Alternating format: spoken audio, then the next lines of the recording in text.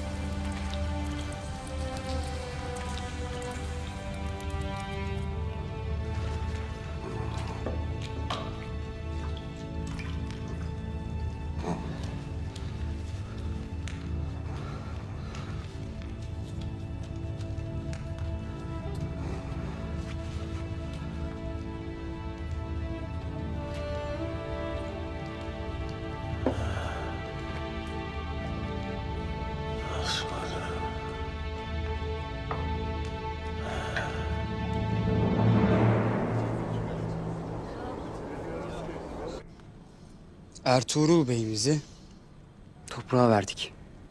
Bundan gayrı tez elden toparlanmak icap eder.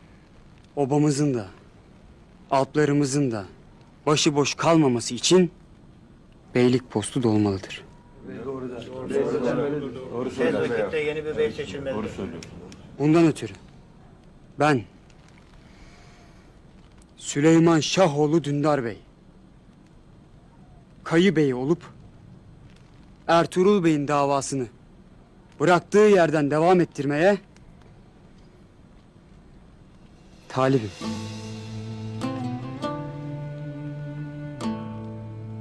Allah'ın izniyle intikamını almak da boynumun borcudur bilesiniz.